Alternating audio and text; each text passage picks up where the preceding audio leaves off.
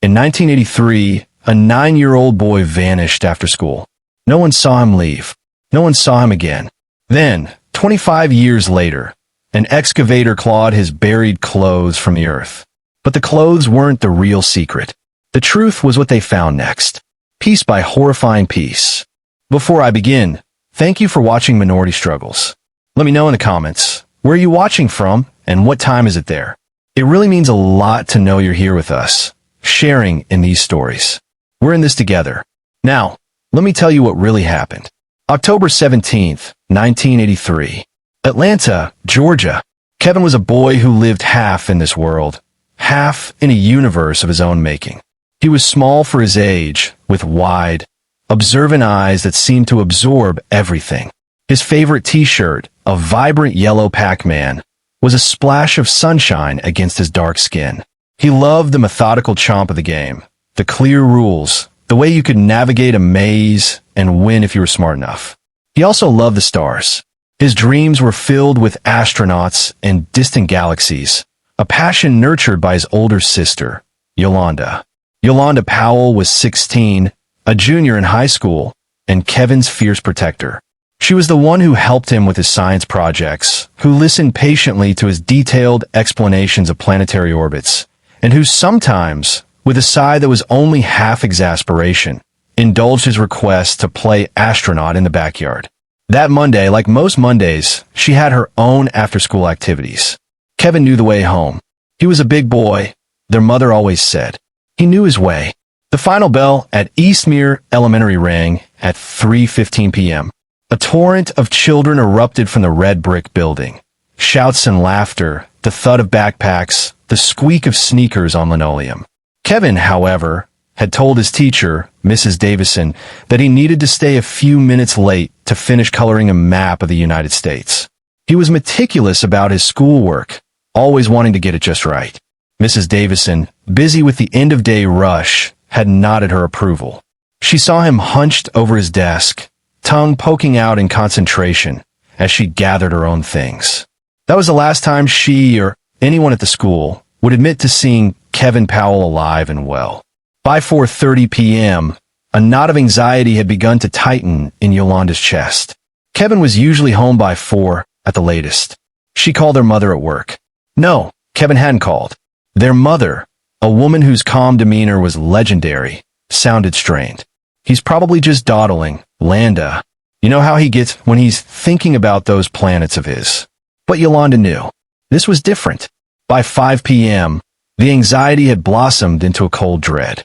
She called the school. The phone rang endlessly before a harried-sounding janitor answered, saying everyone had gone home for the day. She called her mother again. He's still not here, Mama. Something's wrong. This time, her mother didn't try to reassure her. I'm leaving work now. Call the police, Yolanda. Call them right now. The first interaction with the Atlanta Police Department set the tone for the next 25 years. The officer who took the call sounded bored, his voice flat and disinterested. Name? Age? Last seen where? Yolanda, her voice trembling, provided the details. Probably just ran off to a friend's house, miss, the officer said. Happens all the time. He'll turn up when he gets hungry. No, Yolanda insisted, her voice rising. Kevin wouldn't do that. He never does that. He's 9 years old. He's missing. An officer finally arrived at their small, neatly kept house on a quiet street, just after 7 p.m. He was older, with tired eyes and a notepad he barely glanced at. He asked the same questions, his gaze drifting around their living room, lingering on the family photos on the mantelpiece. Yolanda's father, who worked the night shift, had rushed home, his face a mask of worry. He explained, his voice tight with emotion, that Kevin was a good boy, a homebody. He wouldn't just disappear. The officer nodded slowly. Look, he said, his tone attempting a weary sort of empathy. We understand you're upset, but you gotta understand the city, well, we've all been through a lot these past few years. He was referring, of course, to the Atlanta child murders, a reign of terror that had gripped the city from 1979 to 1981, leaving at least 28 black children, adolescents, and young adults dead. Wayne Williams had been convicted in 1982. The nightmare was supposed to be over. The situation from back then, the officer continued, that's resolved. We can't afford to stir up another panic every time a child is a little late coming home. It's most likely a domestic situation, a misunderstanding. He was last seen at school. Yolanda's mother interjected, her voice sharp with indignation. He never left school property, as far as we know. The officer's demeanor shifted, a flicker of something almost like relief in his eyes. At school? Well, ma'am, that makes it a school district matter first, doesn't it? They have their own security, their own protocols. They need to conduct an internal investigation, see if he wandered off on their watch, interview their staff. We can't just barge in. It's a jurisdictional thing. You need to talk to the principal, Mr. Carter, first thing in the morning. Our hands are tied until the school files an official report with us. He closed his notepad. He'll probably turn up by morning. Most of them do. But Kevin Powell didn't turn up by morning. He didn't turn up at all.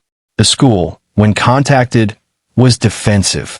Principal Carter, a stern man with a reputation for strictness, insisted all procedures had been followed. Yes, Kevin was marked present. Yes, a teacher recalled him staying late. No one saw him leave. The school's official position was that Kevin must have left the grounds on his own accord at some point after the teacher last saw him. There were no security cameras in 1983.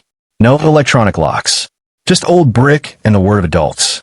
The police, shielded by their jurisdictional excuse and the city's desperate desire for normalcy, conducted a cursory investigation. A few phone calls, a brief canvass of the neighborhood, but there was no citywide alert, no massive search party, no sense of urgency. The Powell family was left to plaster homemade flyers with Kevin's school picture, a gap-toothed smile under his beloved Pac-Man t-shirt, on telephone poles and in store windows. The rain made the ink run. The sun made the paper curl. Yolanda walked the streets for weeks, her voice hoarse from calling his name, her heart a cold stone in her chest. She peered into abandoned lots, checked under bushes in the park, her eyes scanning every group of playing children, hoping for a glimpse of that yellow t-shirt, that familiar small frame. The days turned into weeks, the weeks into months. The official narrative solidified. Kevin Powell, a 9-year-old boy, had simply vanished. Run away. Gotten lost. Become another statistic in a city that wanted to forget its recent horrors. But Yolanda knew. Her brother hadn't run away. He hadn't just gotten lost. Something had happened to Kevin. Something terrible. And it had happened at Eastmere Elementary. The silence from the school, the indifference from the police, it wasn't just negligence. It felt like a wall built to keep her and the truth out. She just didn't know then how high or how deep that wall truly was. 25 years, a quarter of a century, enough time for a child to grow into an adult, to build a life, to have children of their own. Enough time for wounds to scar over, for memories to fade into a soft, hazy watercolor. For most people, anyway, but not for Yolanda Powell. For Yolanda, those 25 years were a relentless, gnawing ache. A constant, low hum of absence that vibrated beneath the surface of her everyday life. She had moved away from Atlanta for a while, tried to build a career, even attempted relationships. But Kevin was always there, a ghost in the periphery of her vision, a whisper in the quiet moments. His room in their parents' house remained untouched, a shrine of arrested development. Star Wars posters on the wall, model rockets on the dresser, a pile of Pac-Man magazines beside his bed.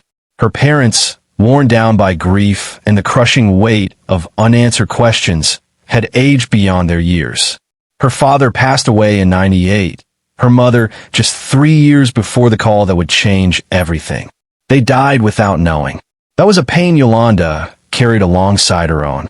In the early 2000s, the internet had given her a new, albeit frustrating, avenue. She started a small GeoCities page, later a more modern blog, titled Justice for Kevin Powell. It was a digital version of the faded flyers she'd once taped to telephone poles. She posted his school picture, the details of his disappearance, her own theories, her pleas for anyone with information to come forward. Mostly it was a void. A few sympathetic comments from strangers, an occasional crackpot theory. But she kept it up. It was a vigil, a refusal to let him be entirely erased. Eastmere Elementary School had closed its doors in 2002.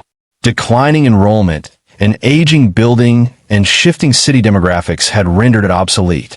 The red brick structure sat empty for years, a hollow monument to forgotten childhoods, its windows boarded up, its playgrounds overgrown with weeds. By 2008, the city had finally approved a budget for its demolition and the construction of a new, modern community center and library, a symbol of urban renewal. It was a sweltering Tuesday in late July 2008 when the first demolition crews arrived. The project was massive. The old school building itself was just the start. The plans called for new foundations, underground parking, and extensive landscaping. This meant deep excavation. For the first few weeks, the work was routine. The methodical dismantling of the main building, the sorting of salvageable materials, the roar of heavy machinery. Then, on a humid August morning, as a massive backhoe clawed at the earth where the new wing's foundation was to be laid, an area that had once been the far edge of the school's sprawling, unkempt back fields, the operator felt the teeth of his bucket snag on something unexpected. Not a rock, not a root. Something softer, more yielding. He stopped the machine, climbed down from the cab, and peered into the freshly dug trench. There, amidst the churned red Georgia clay, was a dark, tangled mass. At first, he thought it was just a pile of old rags, perhaps some discarded work clothes from a long-ago construction project. But as he prodded it with the toe of his steel-capped boot, the clump began to separate. Another worker, a man named Earl who had grown up in the neighborhood and even attended Eastmere for a couple of years in the late 70s, came over to look. Together, they knelt, brushing away the damp soil. The colors were muted, stained by decades underground, but they began to emerge. A patch of faded yellow. The dark, almost black of what might have been denim. The ribbed texture of old cotton. Then, something glinted. Earl picked it up. It was a piece of metal, tarnished and caked with dirt, but its shape was unmistakable. He rubbed it on his jeans. The iconic, futuristic outline of the Millennium Falcon, Han Solo's famous starship, emerged from grime. Earl froze. He looked at the tattered, earth-stained fabric, then back at the belt buckle in his palm. A memory, distant and hazy, surfaced. A little boy. A missing poster. A city holding its breath. "Lord have mercy," he whispered, his voice barely audible above the distant rumble of another machine. I think I know who this belongs to." The site supervisor was called. The police were notified. Within an hour, the entire construction site was cordoned off with yellow tape. The roar of machinery fell silent, replaced by the hushed, urgent voices of investigators. The call reached Yolanda Powell at her small apartment in Decatur. She was 41 now, a social worker. Her hair had streaks of gray, and her eyes, though still sharp, carried the permanent shadow of her long vigil. The voice on the other end was a Detective Ronell Ramsey, Atlanta PD Cold Case Unit. His tone was careful, measured. "Ms. Powell." "Yolanda Powell." "Yes. My name is Detective Ramsey. I'm with the Atlanta Police Department. We're at the old Eastmere Elementary School site. The construction crew, they found something today. Some articles of clothing, and a distinctive belt buckle." Yolanda sank into a kitchen chair. Her hand, holding the phone, began to tremble. 25 years of waiting, of hoping, of dreading this exact moment, coalesced into a single, suffocating point in her chest. "What kind of buckle?" she managed to ask, her voice a thin thread. "It appears to be a spaceship, Ms. Powell, from Star Wars. The Millennium Falcon." The phone slipped from Yolanda's grasp, clattering onto the linoleum floor. She didn't pick it up. She couldn't.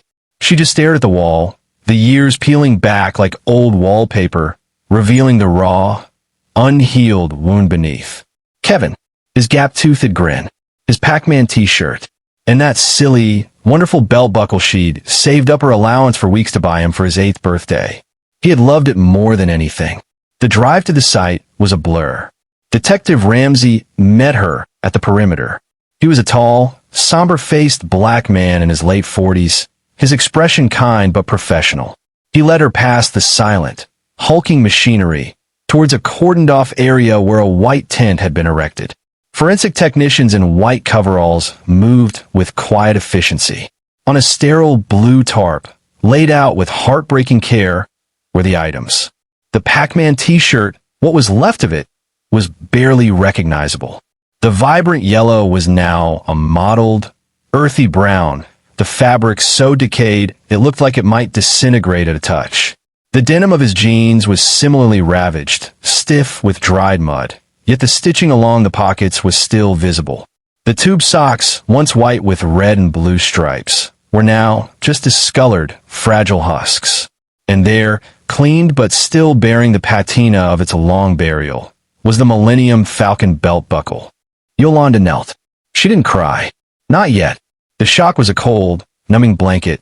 She reached out a trembling finger and gently touched the cool metal of the buckle. It was real. After all these years, something real. Something of Kevin's. These were his, she said, her voice surprisingly steady. This was what he was wearing that day. Detective Ramsey nodded slowly. We believe so, Ms. Powell. The location, the items, it all points to your brother. He paused, then added gently, this changes everything. This isn't a missing person case anymore. Yolanda looked up at him, the first tear finally tracing a path through the dust on her cheek. No, she whispered. It never was. The discovery of Kevin's clothes, buried deep in the earth he once played on, wasn't an ending. It was a beginning. The beginning of a new, more terrible chapter in a story that Yolanda Powell had thought could not get any worse. The wall of silence had finally begun to crumble, and what lay behind it was darker than she could have ever imagined.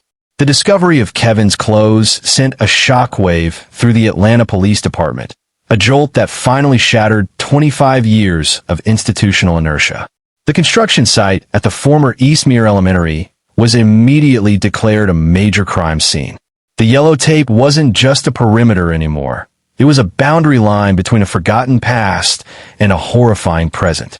Detective Ronell Ramsey, a man who had built his career sifting through the cold ashes of Atlanta's lost stories, knew this was more than just a recovery. This was an exhumation. The initial find, the tattered Pac-Man shirt, the ravaged jeans, the heartbreakingly intact Millennium Falcon belt buckle, was just the beginning. Ramsey assembled a full forensic excavation team. Archaeologists who usually worked on ancient burial sites were brought in, their skills suddenly, chillingly relevant. Forensic anthropologists, botanists, soil experts.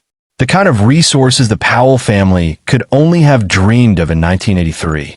Yolanda watched from a distance, a silent, stoic figure standing just beyond the police line.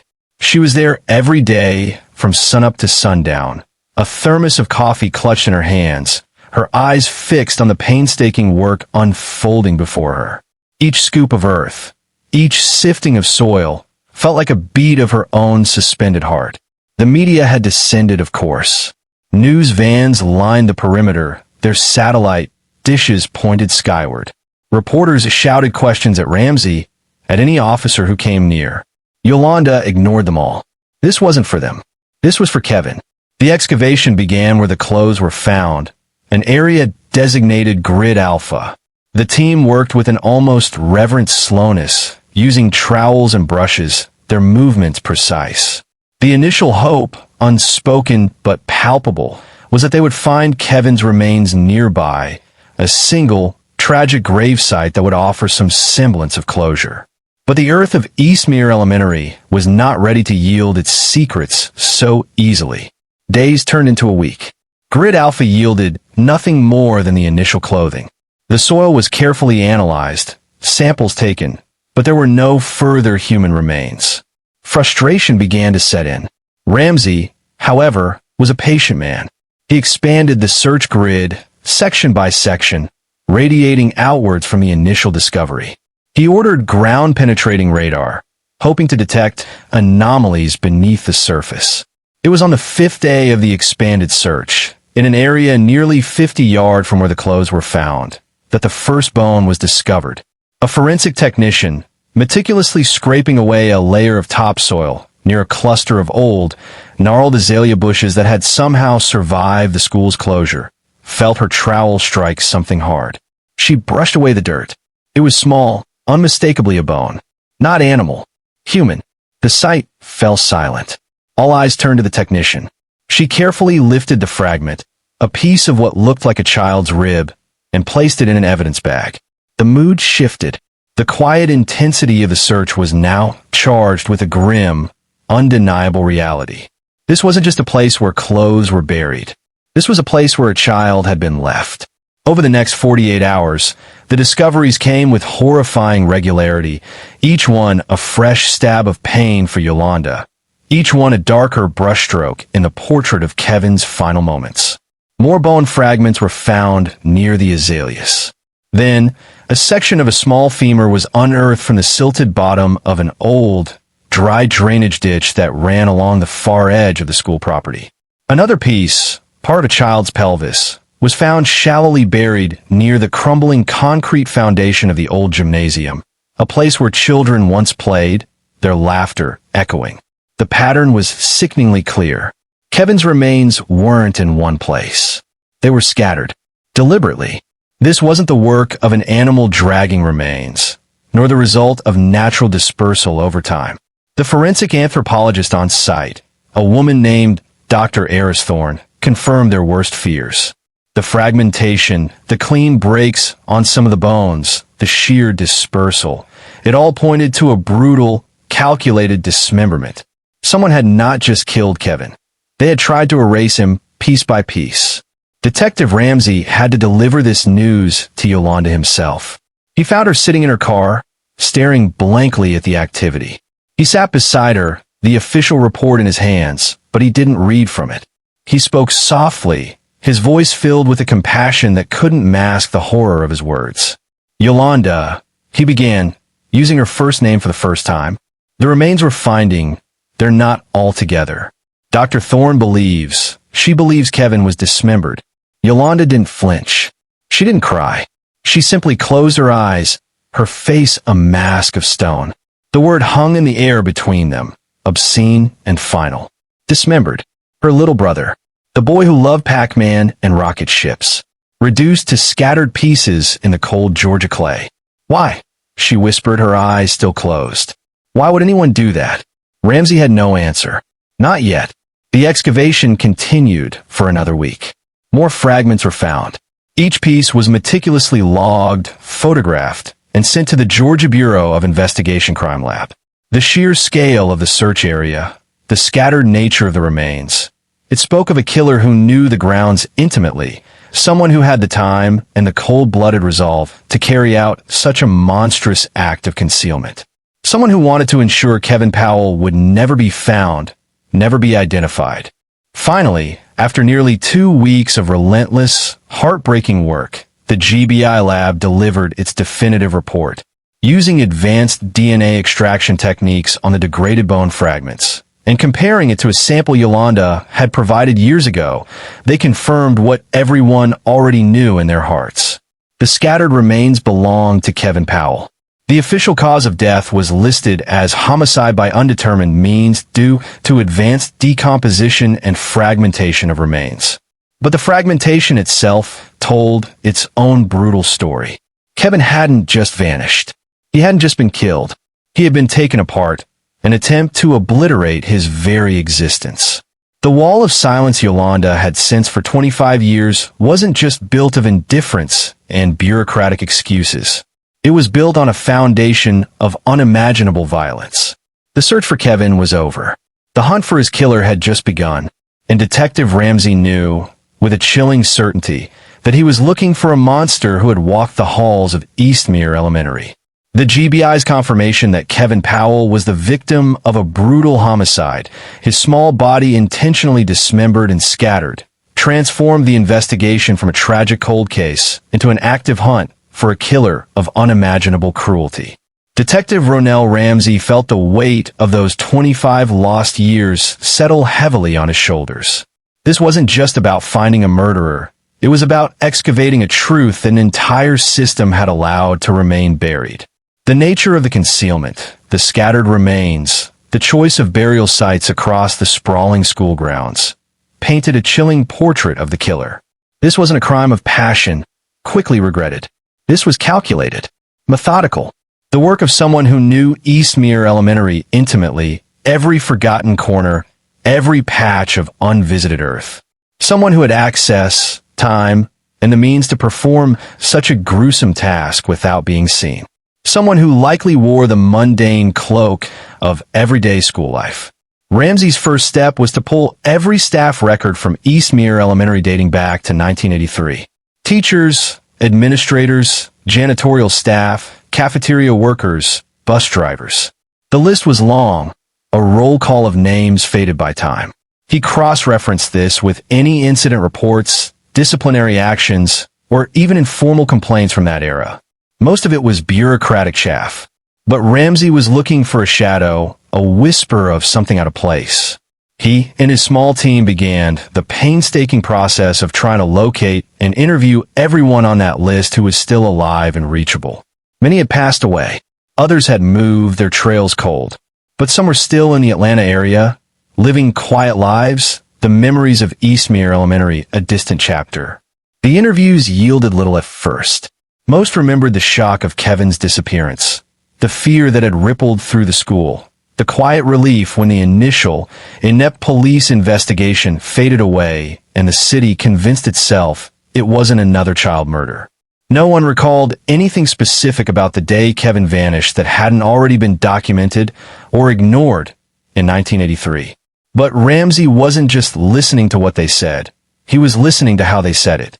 He was watching for the flicker in the eyes, the hesitation in the voice, the story that felt a little too rehearsed.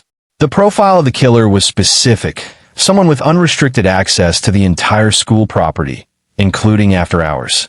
Someone familiar with tools that could be used for digging, and perhaps for dismemberment. Someone who could move about unnoticed. The teachers and administrators, while having access, were less likely to possess the specific knowledge of the grounds or the physical tools required. The janitorial staff came under closer scrutiny. There were 3 janitors on staff in 1983. 2 were elderly, with documented health problems that would have made the physical demands of such a crime unlikely. The third, a younger man, had left Atlanta shortly after 1983 and died in a car accident a few years later. A dead end. Then Ramsey turned his attention to the often overlooked auxiliary staff. And one name, almost an afterthought on the old personnel rosters, began to stand out. Arthur Parsons. The groundskeeper. Arthur Parsons. In 1983, he would have been in his late 40s. His employment record showed he had worked at Eastmere for nearly 15 years prior to Kevin's disappearance and continued for another decade before retiring in the mid-1990s due to ill health. His file was thin. No commendations. No major disciplinary actions. Just a long, unremarkable tenure. But the groundskeeper, the man who knew every tree, every ditch, every loose patch of soil on that property. The man who carried tools, shovels, axes, heavy-duty shears. The man who often worked alone, sometimes after hours, tending to the vast, unkempt peripheries of the school grounds where children rarely played. Ramsey dug deeper into Arthur Parsons. He found old-school newsletters that occasionally mentioned Mr. Parsons in passing. A brief thank you for planting new flowers by the front office. A note about his diligence in clearing fallen branches after a storm. He was a fixture, a background element, rarely noticed, rarely spoken to by the teachers or the principal unless something specific was needed. He was, in essence, invisible. The detective found a few surviving teachers from that era who remembered Parsons, but their recollections were vague. Quiet man, one said, kept to himself. Another recalled, always seemed a bit sour, like he had a chip on his shoulder. But he did his job, I suppose. No one reported him being overtly threatening or strange.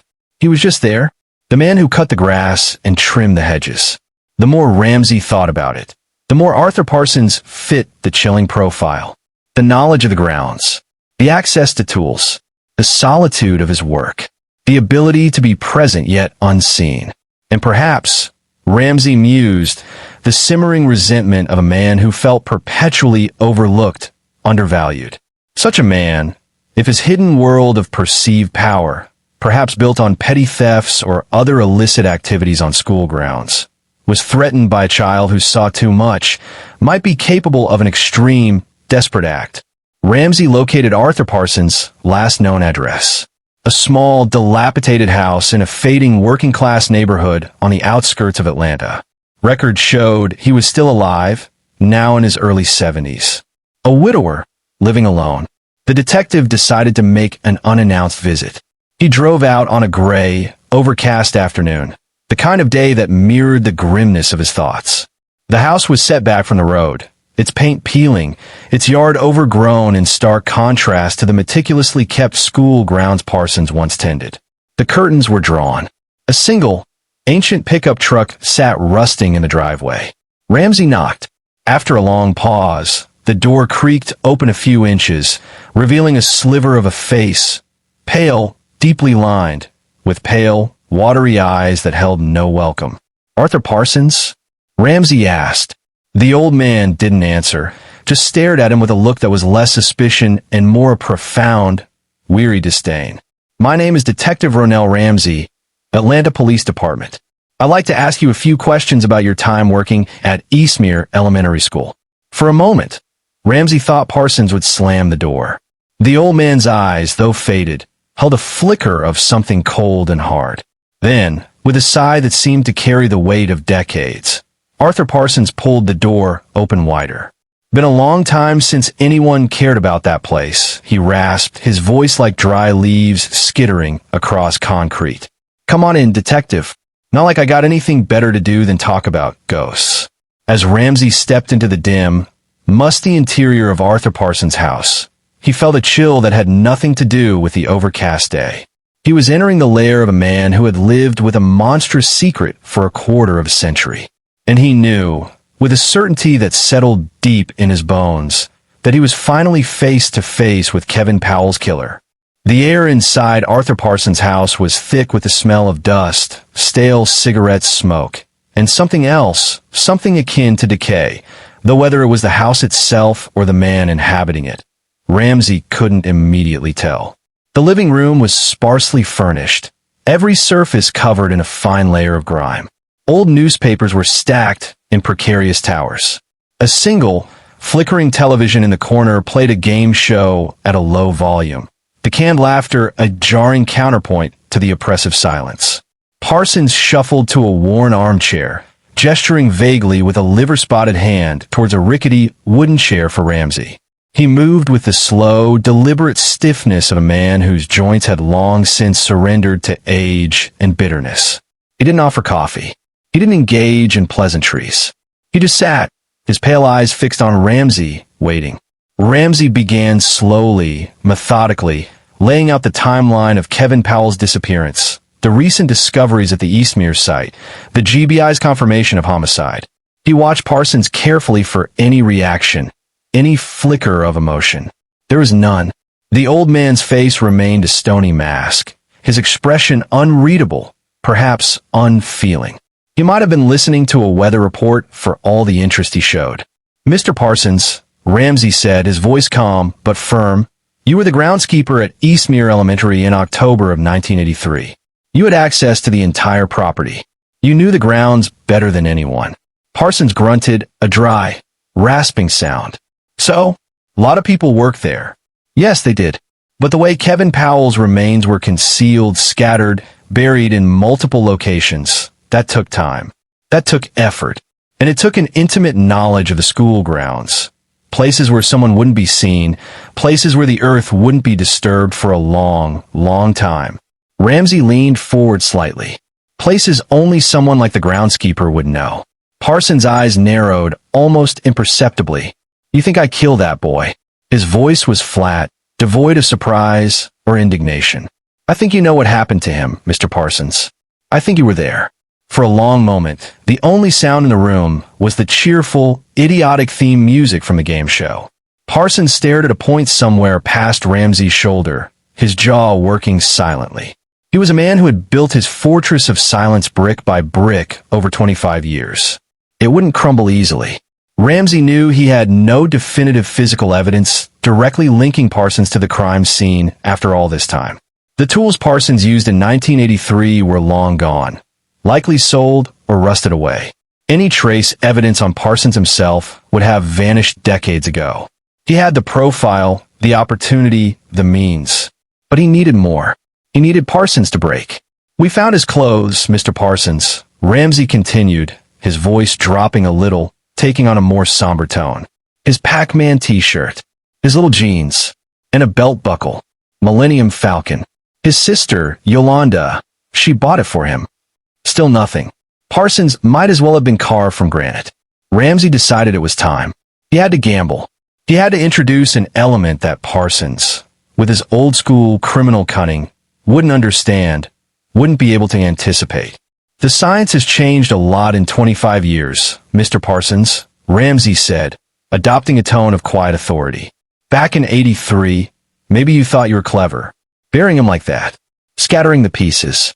No body, no crime, right? But we have things now, ways of seeing things that you couldn't have imagined." He paused, letting the silence stretch, watching the old man's eyes. There was a flicker now, a tiny, almost invisible tightening around his mouth. "We've been doing extensive soil analysis at all the burial sites," Ramsey went on, inventing on the fly, his voice confident. "Microscopic trace evidence. We can match soil particulates from those sites to soil found in other locations. Even after all this time, we've also recovered some of your old tools from a sale when you retired. The GBI is running tests. They can find bone dust, Mr. Parsons. Microscopic fragments of bone embedded in the metal of a shovel, an axe, even after all these years. They can prove those tools were used. This was the bluff. There was no such definitive soil matching from that era that could pinpoint a specific person without other corroborating evidence.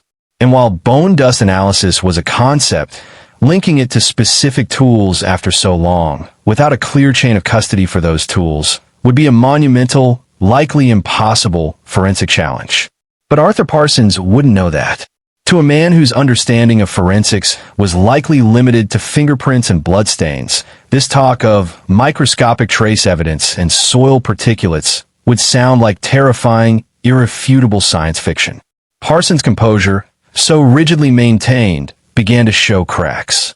His watery eyes darted around the room, no longer fixed on that distant point.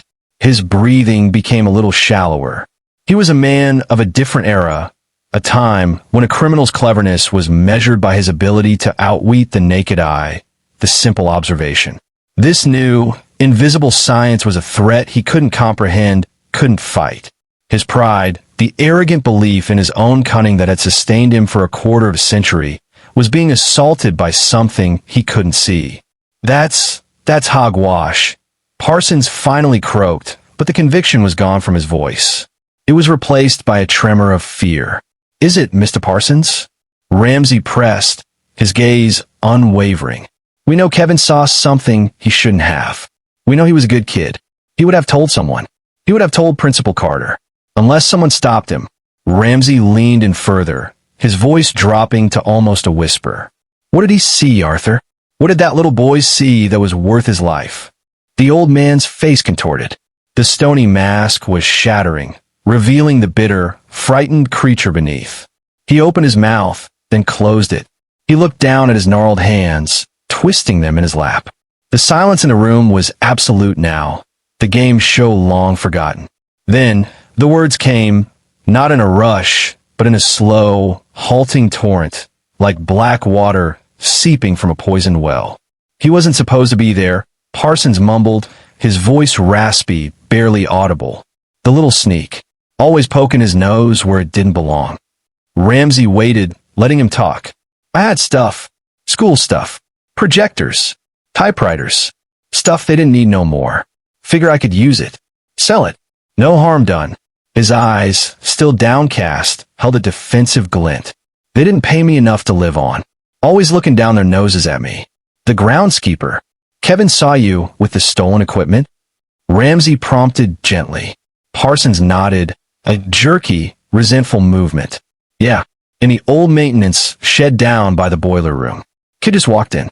Said he was going to tell Carter. Said it wasn't right." A long pause. Parsons seemed to shrink into himself, the weight of the memory pressing down on him. I just wanted him to shut up, he whispered. He started to yell. I grabbed him. He fought. Little whippersnapper. He looked up then, his eyes filled with a chilling mixture of self-pity and a strange, lingering anger. I had a wrench. Heavy one. For the pipes. I hit him. To make him quiet. Didn't mean to not like that. But Ramsey saw the lie in his eyes. The fleeting image of Kevin, small and earnest, facing down this bitter, thieving man.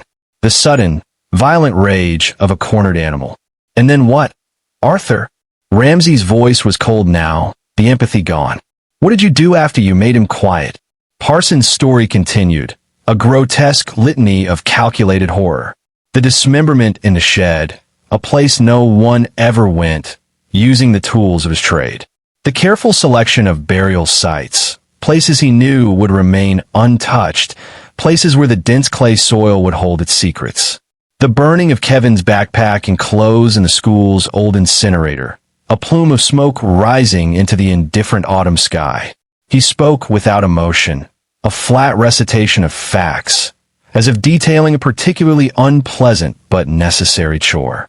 There was no remorse in his voice, only the dull, exhausted relief of a man finally unburdening himself of a secret that had festered for too long, a secret he only surrendered because he believed the invisible eyes of science had finally found him out.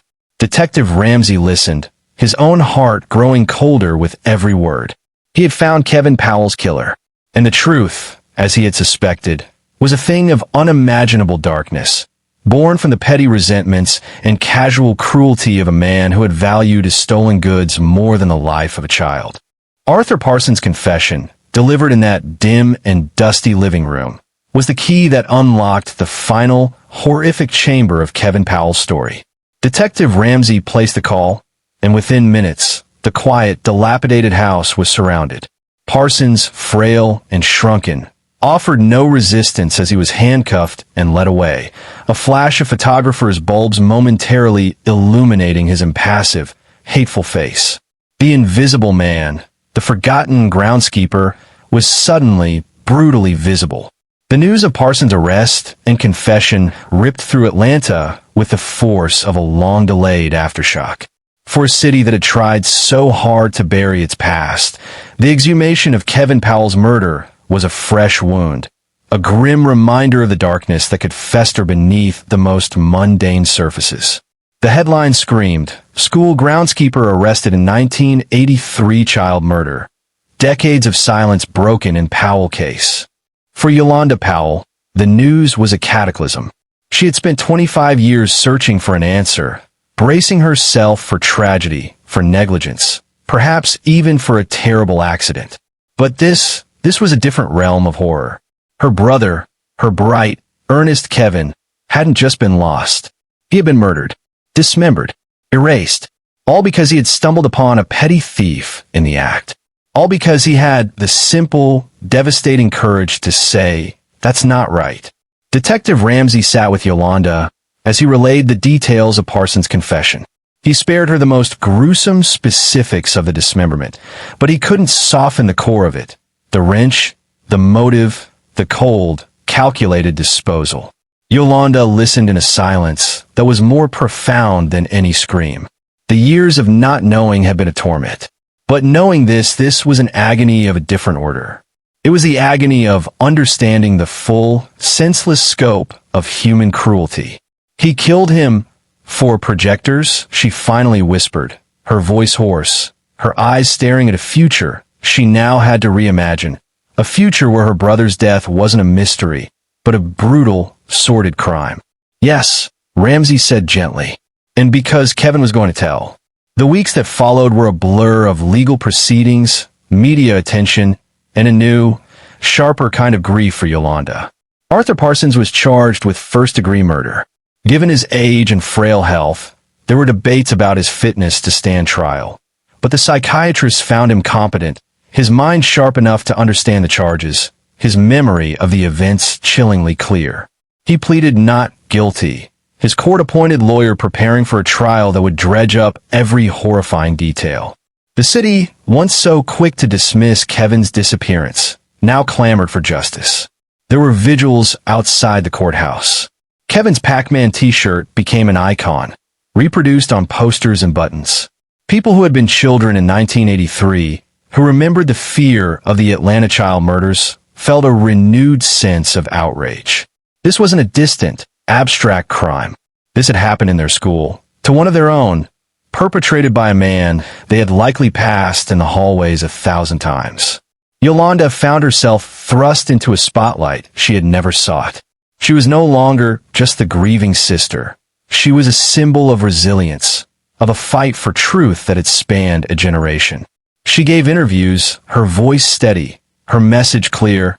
This was not just about Kevin. This was about all the forgotten children, all the unanswered questions, all the times the system had looked away. The trial of Arthur Parsons began in the spring of 2009. The courtroom was packed every day. Yolanda sat in the front row, facing the man who had stolen her brother's life and her family's peace. Parsons, dressed in a cheap suit, looked small and pathetic in the defendant's chair, yet his eyes still held that cold, remorseless glint. The prosecution laid out its case meticulously. The discovery of the clothes, the scattered remains, the DNA evidence, the tool marks on the bones that, while not directly linkable to a specific wrench after so many years, were consistent with such an instrument.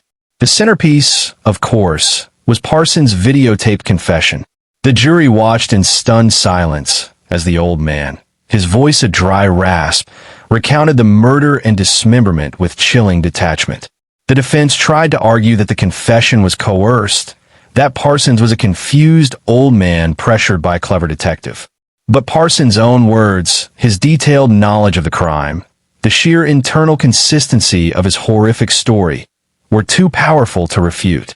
After 3 weeks of testimony, the jury returned its verdict, guilty of first-degree murder. Arthur Parsons was sentenced to life in prison without the possibility of parole. He would die behind bars, an old, hateful man consumed by the secret he had kept for so long. For Yolanda, the verdict was a moment of grim vindication. Justice, in its legal sense, had been served. But there was no elation, no sense of triumph. Only a profound, bone-deep weariness. She had her answer. She had the truth. But the truth was a monster. In the aftermath, the city of Atlanta and the school district had to reckon with their own failures. How could such a crime have happened? How could a man like Arthur Parsons have operated unseen for so long? There were internal reviews, promises of better oversight, apologies issued to the Powell family. But for Yolanda, these were just words, echoes in the vast emptiness left by Kevin's absence. She finally laid her brother to rest. The scattered remains, so painstakingly recovered, were placed in a small casket. The funeral was quiet, attended by family, a few old friends, and Detective Ramsey. On the simple headstone, beneath his name and dates, Yolanda had inscribed a single line: "He loved the stars." The story of Kevin Powell didn't end with the trial. It became a part of Atlanta's history, a cautionary tale, a testament to a sister's unwavering love and the brutal cost of silence. Yolanda continued her advocacy, working with organizations that supported families of missing children, ensuring that other voices would not be ignored as hers once was. She never found peace, not truly. The image of her brother, his Pac-Man t-shirt, his bright, curious eyes, would always be tinged with the horror of his final moments. But she had found something else, a terrible, undeniable truth. And in the act of unearthing that truth, she had finally, after 25 long years, brought her brother home. Not in the way she had ever hoped, but home, nonetheless. The silence was broken, and Kevin Powell, the boy who loved the stars, would not be forgotten again.